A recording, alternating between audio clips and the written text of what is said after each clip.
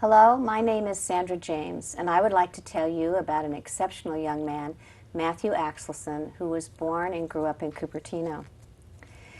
Matthew gave his life in the service of the United States in June 2005 while on an operation with a Navy SEAL unit in the rugged mountains of Afghanistan. In the next half hour, you will meet his parents, Donna and Corky Axelson, and I also want to tell you about Matthew and how his death became the catalyst that brought the citizens of Cupertino together to recognize Matthew's sacrifice and the decision to build a veterans memorial to all those who have served this nation. Please stay tuned. Welcome to The Better Part, a program by and for seniors and devoted to exploring the many facets of those better years of our lives. The name of our program was inspired by a quotation from Robert Browning. "Grow old along with me, the best is yet to be, the last of life for which the first was made."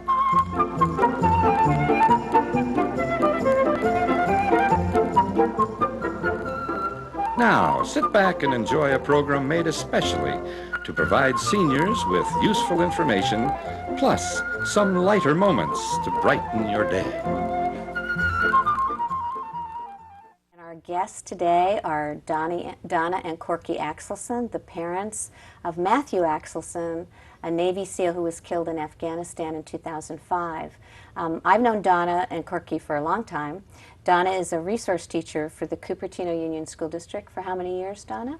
I've taught in the district for about 22, and I've been the technology resource teacher. This is my second year doing that. Well, welcome, and why don't you just tell us a little bit about yourself before we start the program so the audience can get to know you and Corky a little bit.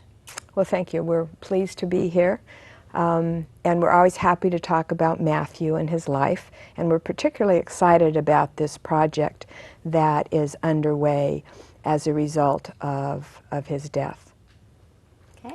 Well, it is nice to be here, and talking about Matt is something we enjoy doing, but it's often difficult, as you can probably tell.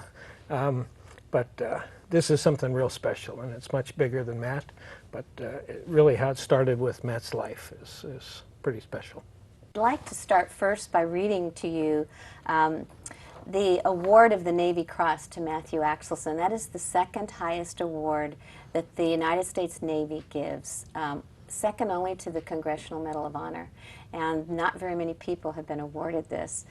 The Navy Cross was awarded to Matthew Axelson, United States Navy SEAL, for extraordinary heroism in action against the enemy while serving in a 4-man Navy SEAL reconnaissance team operating in enemy-controlled territory in the extremely rugged terrain of Konar province in eastern Afghanistan. The team was tasked with locating a high-level Taliban leader in support of a direct action mission to disrupt enemy activity in that area. On 28th of June 2005, Afghan sympathizers revealed the team's position to numerically superior Taliban fighters who engaged the team in a firefight. The ensuing engagement resulted in enemy personnel being killed and several members of the Navy SEAL team being wounded. Ignoring his own injuries and demonstrating exceptional composure, Matthew Axelson told the teammate closest to him to escape while he provided cover fire. With total disregard for his own life and thinking only of his teammates' survival, Matthew continued to fire and eliminate additional Taliban fighters until mortally wounded himself. Matthew will be remembered for his undaunted courage, fortitude under fire, and unwavering dedication to duty. What I'd like you to do for our audience is to provide for them a picture of who Matthew was as he grew up, and how he came to the point in his life where he decided to be a Navy SEAL. Donna, would you like to start? Why don't you introduce the young Matthew to us? From right when we first brought him home, probably the word that I would use to describe him would be strong-willed. Here he was coming into a family with an older brother and a mom and a dad, and we had a routine. Well, his awake time was 6 at night to 2 in the morning. And I tried everything I could to change his schedule so that it would fit in with the families. And nothing I tried. So he had his own way of doing things from the very he did. beginning, you would He say. did. What are the highlights that you remember about Matthew as he grew up and went to school that as you think back over his life, that are prominent for you and for you too, Corky? One of the things I just really remember is his fondness of being active. He was always out running around, playing games, riding his bike, the scooter, the skateboard. I mean, always doing something. But he really liked his quiet time too. Sometimes he'd just go in his room and read and shut the door, and that's where he would be. So I guess I'd say when it was time to play, he wanted to play. When it was time to be quiet and reflect, then he could do that too.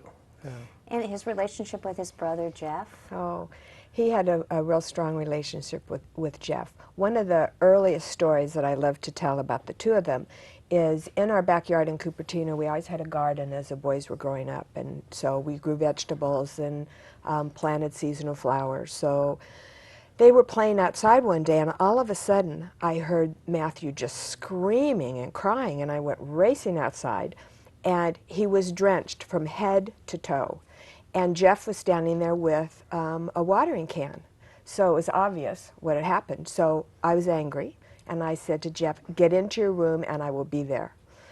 And Jeff went into his room, and I got Matthew dried off and calmed down and everything. And then I went in to see Jeff, angry that he had done this to his brother. And when I said to him, "Why in the world did you do that?"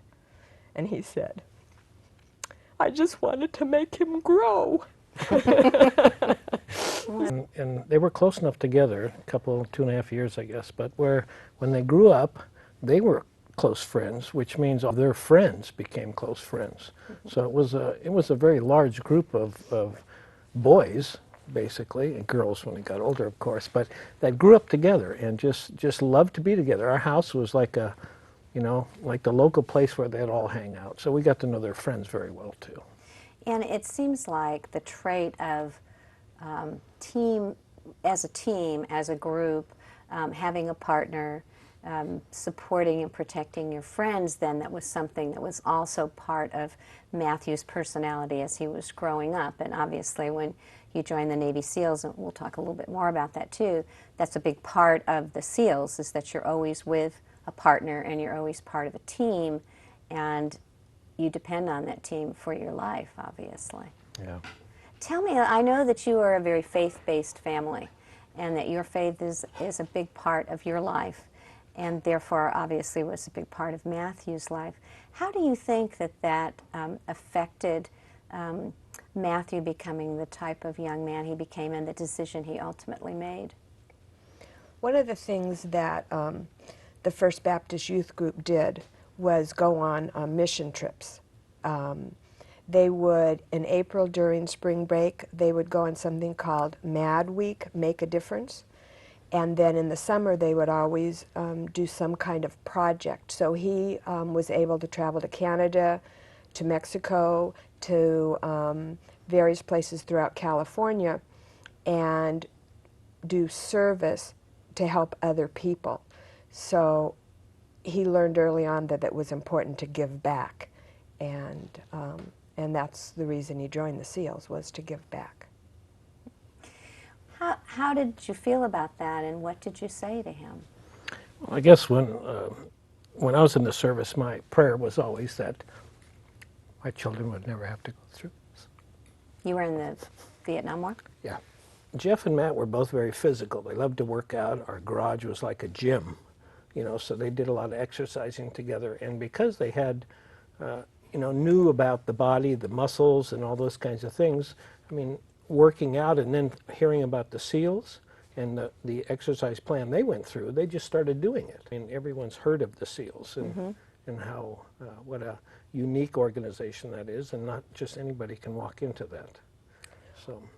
One of the young men in the youth group at our church had been in the SEALs. And so both Jeff and Matt had grown up with Ross, so when he went into the SEALs, they continued to see him when he came home on leave.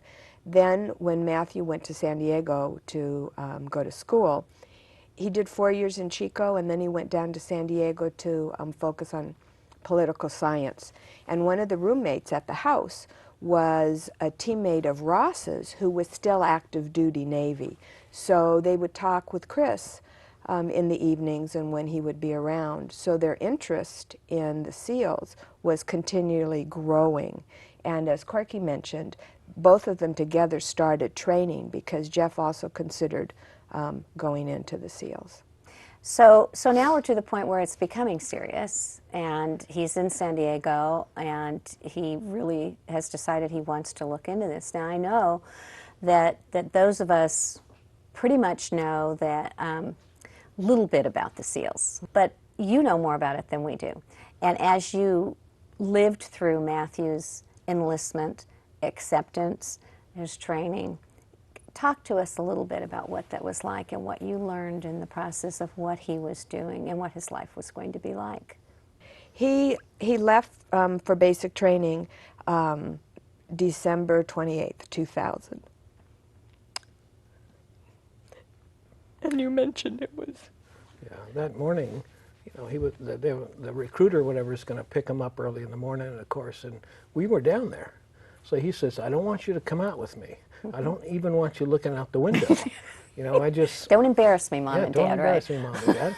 You know, so when, you know, the knock came at the door, he just walked out and got in the car like he had done it 100 times and drove away. But he never liked to be the center of attention. That's true. So, and I think also that he knew he was going away from his family. It was like at his wedding when I danced with him. He said, "Mom, don't cry, because then I will." So I think it was the same kind of thing, that he was leaving his family, and it would have been harder for him if we'd been there giving him a hug and seeing him out the door. Of course. So the training took place in San Diego? Yes. And how long was that training? The SEAL training is called BUDS, Basic Underwater Demolition SEALs. And it's after you've gone through basic training for the Navy. You have to qualify in basic training to go to the SEALs BUDS training. So once that starts, it's 7 months of intensive training. There are 3 phases. The first phase is just a physical training phase where they do a lot of obstacle course work, running, getting them in shape, because it's during that first phase that the infamous Hell Week occurs. And at the end of Hell Week, you still have months and months of training, but it's at the end of Hell Week that you do a graduation, because they figure that most of the men, if you can make it through Hell Week, that you probably will qualify for SEALs.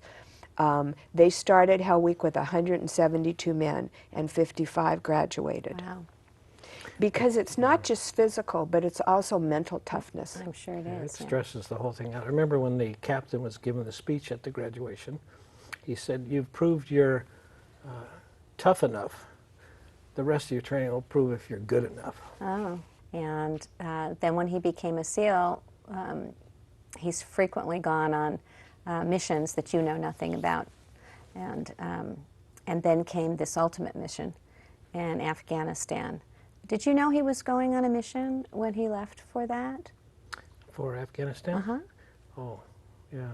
Well, he originally, we thought, and he thought, he says, I don't know really, you know, can't tell you where I'm going, but I think it's probably Iraq. And his team actually went to Bahrain, I think, first, and then they were split up where half of them went to Afghanistan and half stayed in, or went to Iraq.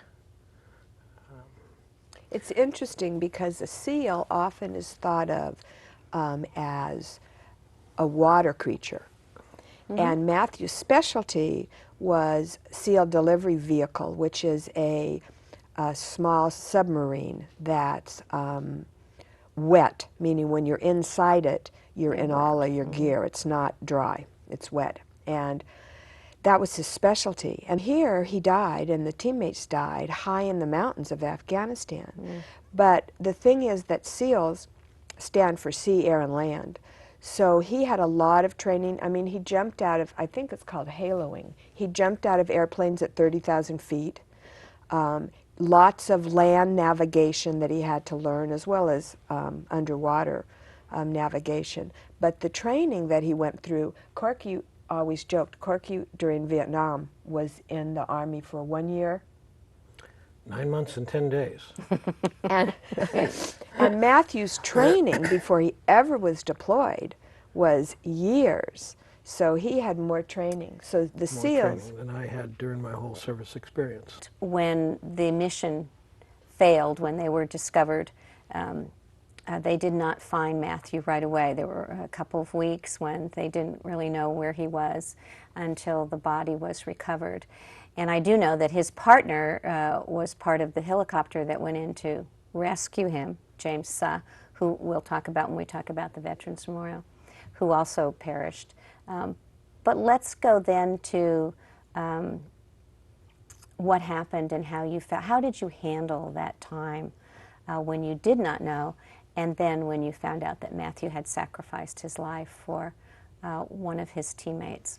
Well, when he first went over there and he went to Afghanistan, which we found out about, we felt slightly relieved because we figured Afghanistan was probably a safer place from where most of the soldiers are today. I would get letters from him.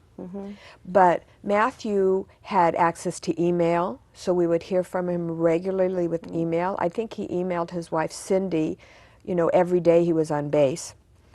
He could phone us, so we had heard from him the Monday after Father's Day, which is a week before the mission, to just talk to him. And the interesting thing with Matthew, and I think with all SEALs, is I would just be chatty with him, but his dad would say, "So what are you doing really?" And Matthew always said, "I'm working."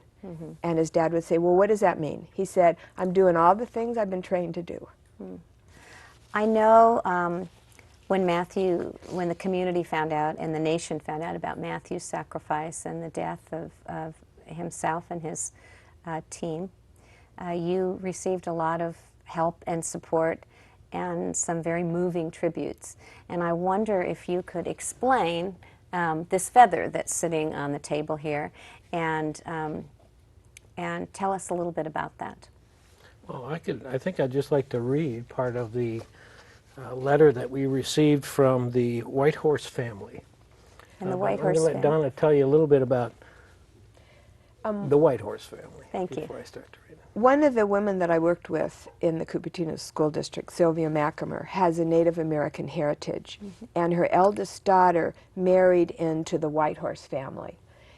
And when they heard about Matthew's death, they sent us this eagle feather and this letter explaining about the eagle feather. Would you like to read that for Sure, us, yeah. Corky? This is to the Axelson family. The bald eagle was chosen on the 20th of June, 1782, as an emblem of the United States of America because of its long life, great strength, and majestic look. But long before 1782, most Native American tribes used the eagle's feather as a symbol of bravery and freedom. Today, this practice of honoring great warriors with the tail feather of the eagle continues in our traditions. Our family would like to honor Matthew as one of these great warriors. Matthew's truly selfless act must be recognized. Please accept this feather with pride and reverence. Love, the Whitehorse family. That's absolutely wonderful. I happen to know Sylvia McAmer. She was one of the best special education teachers I think the Cupertino School District ever had.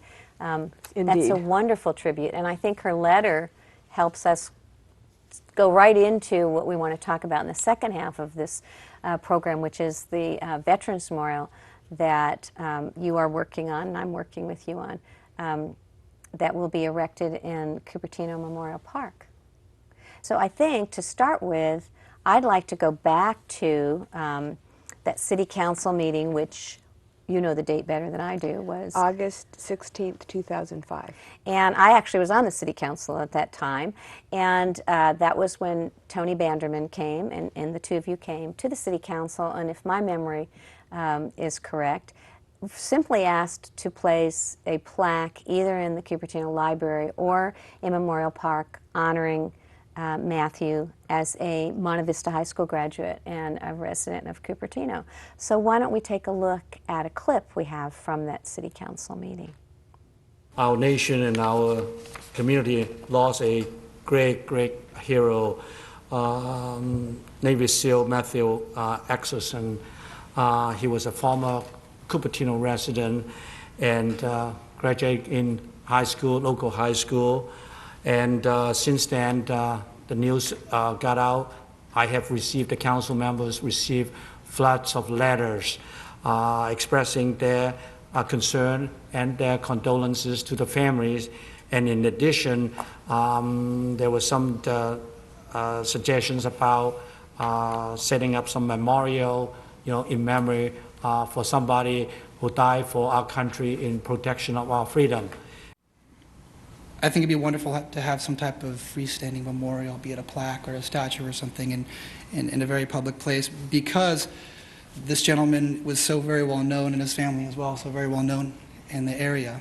And so I think this is something right now that hits home with all of us. And Just a proud dad, I guess, but it would be a big honor for our military folks, and of course the Navy SEALs, and of course for men. And anything that would be really good. First of all, I just want to acknowledge Donna Axelson and her husband and her wonderful son, Matt. I've known Donna for a very long time. In fact, Donna is one of those wonderful teachers that has taught in the Cupertino School District for how many years now? 20. Her son was a reflection of both his mom and his dad. The place to start is with the Parks and Rec Commission. I think it's a worthwhile suggestion. I thank our mayor for thinking of it. It'd be a good project for both the Arts Commission and the Parks and Rec Commission to work on together, because the design of whatever the structure is that we have would eventually be run through the Arts Commission. Memorial Park right now doesn't, you don't get the feeling that it's about veterans now. It's, I think it's, the current plaque is very low key. So I would ask for something fairly prominent here, especially if we're gonna have the names of our citizens on it. So I like everything that's been said. I think the Parks and Rec Commission ought to put some time into this and make something that's visually impacting in Memorial Park. When I retired from the City Council, I offered to co-chair with Donna and Corky the effort to build this memorial in the city of Cupertino. So briefly, let me explain it to the audience, and then we'll talk a little bit about it. It's a three-part memorial that has a statue right here, which is of Matthew and James Suh. And I'm going to ask you to talk a little bit about this, but just let me briefly tell everybody what we're talking about here. This is the flagpole that's in Cupertino in Memorial Park, and this site goes from the flagpole all the way back to a parking lot back here. This is a wall of honor, which is a granite wall which will list anybody who lived in the Cupertino area, graduated from Cupertino High School or Fremont Union High School, or De Anza College, that died in military service. The Walk of Honor, and Walk of Remembrance, excuse me, the Walk of Remembrance. And I think it'll be very moving to walk through here. Some of them now we have someone who was at D-Day, somebody who was at Pearl Harbor, people from Vietnam and the Korean War, and their stories are told on these pavers, this Walk of Remembrance. It's something that will actually tell you what Memorial Park is about, when in the past all that community's had is a flagpole. So how did this get started?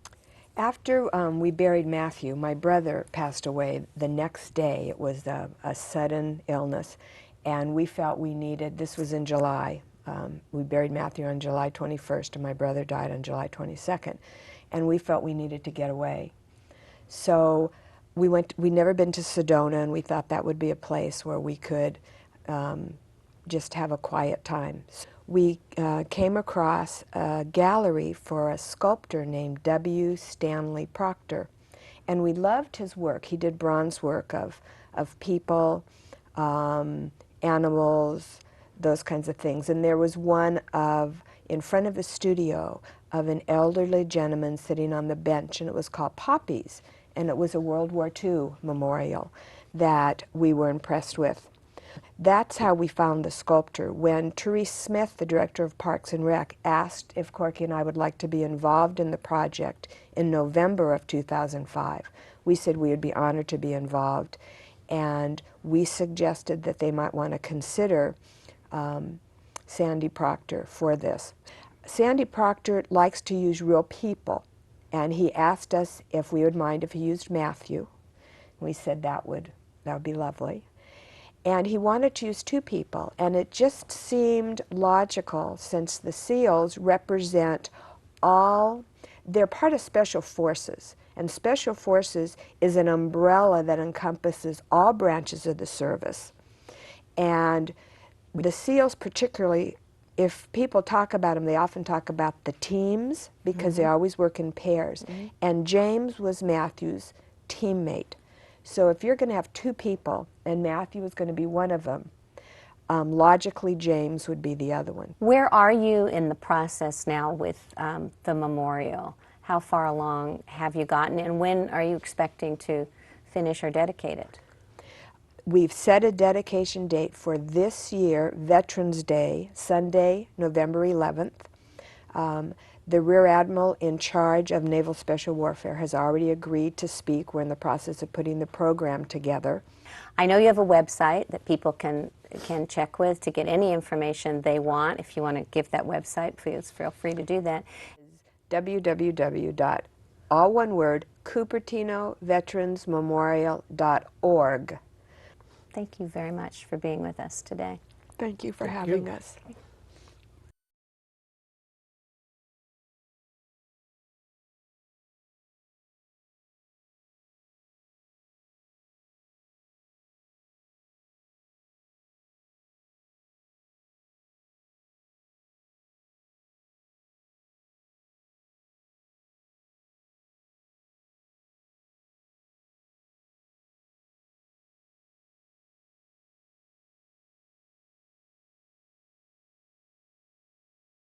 The Better Part welcomes your ideas for topics for future programs.